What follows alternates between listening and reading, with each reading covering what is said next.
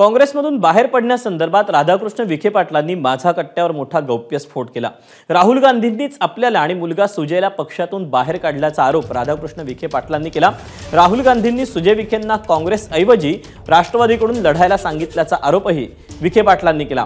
राष्ट्रीय अध्यक्षच अन्य पक्षातून निवडणूक लढवायला सांगत असेल तर पक्षात कशाला राहायचं म्हणून पक्ष सोडल्याचा खुलासा यावेळेला विखे पाटलांनी केला।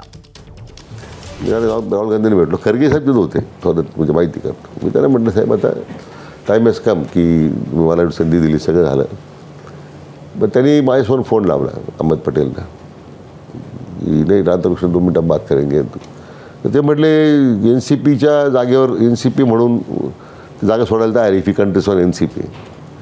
आता राहुल गांधी मला म्हटले की Radhakrishna ji why don't you let सोया कंटेस्ट ऑन NCP तिकीट। मी बोलले ऑल इंडिया अध्यक्ष मला जर आज सांगत असतील टू चेंज द पार्टी आज वेळेला गो टू BJP ना। मी नमस्कार केला म्हणा साहेब आय एम व्हेरी थँकफुल, मी आभार मानले with all respect I am living the Sujay is going contesting not going to be the party.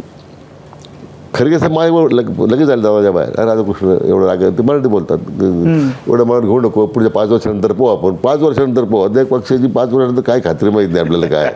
तर मग तुम्ही बाहेर त्याला फोन केला लगेच, मग तू निर्णय कर। देवेंद्रने फोन केला सर निर्णय झालेला आहे, सुएल कंटेस्ट ऑन BJP। म्हणजे जिथं राष्ट्रवादी शरद पवारचे कार्यकर्ते ऐकत नाही त्यांचं तिथं मी राष्ट्रवादी तिकीट घेऊन म्हणजे राजकीय आत्महत्याच गरजेचं आपण। You are telling me to commit a political suicide.